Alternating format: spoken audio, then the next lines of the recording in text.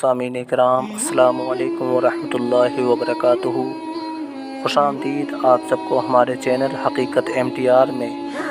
آج کے اس ویڈیو میں ہم جانتے ہیں نماز جنازہ کے بارے میں، نماز جنازہ کی کچھ فضیلتوں کے بارے میں اور نماز جنازہ کے فرائض اور سنتوں کے بارے میں۔ ساتھ ہی ہم جانیں گے نماز جنازہ کے پڑھنے کے مکمل طریقے کو کہ نماز جنازہ کو کس طریقے سے پڑھنا چاہیے۔ یہ ساری باتیں جانیں گے، تو یہ ساری باتیں جاننے کے لیے آپ ہمارے ساتھ ویڈیو کے لاسٹ تک بنے رہیں۔ چینل پر نئے ہیں تو چینل کو سبسکرائب کریں، ویڈیو کو لائک اینڈ شیئر کریں۔ چلیے چلتے ہیں آج کی اس ویڈیو کی طرف۔ تو نماز جنازہ یہ فرض کفایہ ہے، یعنی کہ اگر کوئی مسلمان انتقال کرتا ہے تو محلے میں اگر اس کی نماز جنازہ کوئی ایک مسلمان بھی پڑھ لیتا ہے تو سب کے سب بری الذمہ ہو جائیں گے، اور اگر محلے میں کسی نے بھی نماز جنازہ اس کی نہ پڑھی تو سارے کے سارے لوگوں پر عذاب ہوگا اور سارے کے سارے لوگ گنہگار ہوں گے۔ اور نماز جنازہ کی فضیلت یہ بھی ہوتی ہے کہ بسا اوقات کہ جس کی نماز جنازہ پڑھائی جا رہی ہو، اگر وہ نیک بندہ ہے، اللہ کا ولی ہے، تو اس کی نماز جنازہ پڑھنے کی وجہ سے لوگوں کی بخشش ہو جایا کرتی ہے۔ اور کبھی ایسا بھی ہوتا ہے کہ جو لوگ نماز جنازہ پڑھ رہے ہیں، اگر ان میں کوئی اللہ کا ولی ہوتا ہے یا کوئی اللہ کا نیک بندہ ہوتا ہے تو اس پڑھنے والے کی وجہ سے جس کی نماز جنازہ پڑھائی جا رہی ہے اس کی بخشش ہو جاتی ہے۔ اس لیے مسلمانوں کو نماز جنازہ میں حصہ ضرور لینا چاہیے۔ اس کے علاوہ اگر بات کریں نماز جنازہ کے فرائض کی، تو نماز جنازہ میں صرف 2 فرض ہیں، جن میں سے پہلا فرض ہے قیام کرنا، یعنی کہ کھڑے ہو کر نماز جنازہ پڑھنا، اور دوسرا فرض دیکھیں تو دوسرا فرض ہے 4 تکبیریں بولنا، یعنی کہ 4 بار اللہ اکبر کہنا۔ یہ 2 فرض ہیں۔ اس کے علاوہ سنت کی بات کریں تو نماز جنازہ میں 3 سنتیں ہیں، جن میں سے پہلی سنت ہے اللہ تبارک و تعالیٰ پر ثنا پڑھنا، دوسری سنت ہے نبی کریم صلی اللہ تعالیٰ علیہ وسلم پر درود شریف کا نذرانہ پیش کرنا، اور تیسری سنت ہے دعائے مغفرت کرنا، یعنی کہ جس کی نماز جنازہ پڑھی جا رہی ہے اس کے لیے مغفرت کی دعا کرنا۔ اور اس کے علاوہ اب ہم جانتے ہیں نماز جنازہ کا پڑھنے کا طریقہ کیا ہے۔ مکمل طریقے کو جانیں گے۔ نماز جنازہ پڑھنے کا مکمل طریقہ یہ ہے کہ سب سے پہلے ہم نماز جنازہ کے لیے کھڑے ہوتے ہیں اور پھر نیت کرتے ہیں، اور نیت کچھ اس طرح کریں گے کہ نیت کی میں نے نماز جنازہ کی، فرض کفایہ، واجب 4 تکبیروں کے ساتھ، ثنا واسطے اللہ تعالیٰ کے، درود واسطے رسول اللہ صلی اللہ تعالیٰ علیہ وسلم کے، دعا واسطے اس میت کے، پیچھے اس امام کے، منہ میرا کعبہ شریف کی طرف، اللہ اکبر۔ اس طریقے سے جب ہم نیت باندھیں گے تو یہ ہماری پہلی تکبیر ہو جائے گی۔ اللہ اکبر کہتے ہوئے ہم دونوں ہاتھوں کو کان کی لو تک لے کے جائیں گے اور دونوں ہاتھوں کو پھر ناف کے نیچے باندھ لیں گے۔ اس طریقے سے پہلی تکبیر ہماری ہو جاتی ہے۔ اس کے بعد ہم ثنا پڑھتے ہیں، اور نماز کی ثنا اور نماز جنازہ کی ثنا میں کچھ زیادہ انتر نہیں ہوتا، بس ایک لفظ کا انتر ہوتا ہے، وہ آپ سماعت کریں۔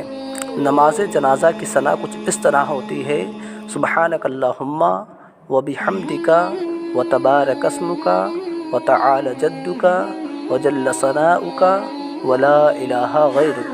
صرف اس میں وجل ثناؤک یہ لفظ زیادہ ہے۔ اس کے بعد یہ پڑھنے کے بعد ہم دوسری تکبیر بولتے ہیں اور اللہ اکبر کہتے ہیں۔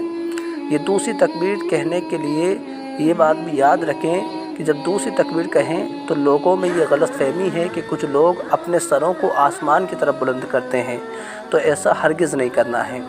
آسمان کی طرف اپنے سروں کو نہیں کرنا ہے، سر اپنی حالت میں رہیں گے، صرف زبان سے ہم کو اللہ اکبر کہہ دینا ہے۔ اس طریقے سے ہماری دوسری تکبیر ہو جائے گی۔ دوسری تکبیر کے بعد ہم پھر درود شریف پڑھیں گے، اور درود شریف وہی درود شریف ہے جس کو درود ابراہیم کہا جاتا ہے، یعنی کہ وہ درود شریف جس کو نماز میں پڑھا جاتا ہے۔ وہ درود شریف کیا ہے؟ وہ یہ ہے: اللہم صلی علی محمد وعلی آل محمد کما صلیت علی ابراہیم وعلی آل ابراہیم انک حمید مجید۔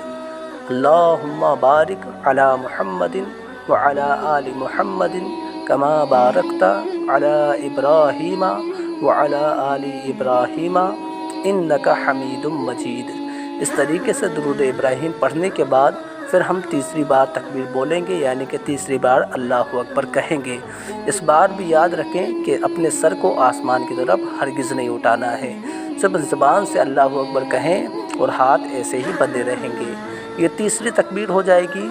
उसके बाद तीसरी तकबीर के बाद हम फिर दुआए मग़फ़िरत करेंगे, और वो दुआए मग़फ़िरत जो दुआए मैयत भी कही जाती है वो क्या है, वो आप समाअत करें। वो दुआ ये है, अल्लाहुम्मा ग़फ़िर लिहय्यिना व मय्यितिना व शाहिदिना व गाइबिना व सग़ीरिना व कबीरिना व ज़करिना व उन्साना, अल्लाहुम्मा मन अहयैतहु मिन्ना फ़अहयिही अलल इस्लाम व मन तवफ़्फ़ैतहु मिन्ना फ़तवफ़्फ़हु अलल ईमान।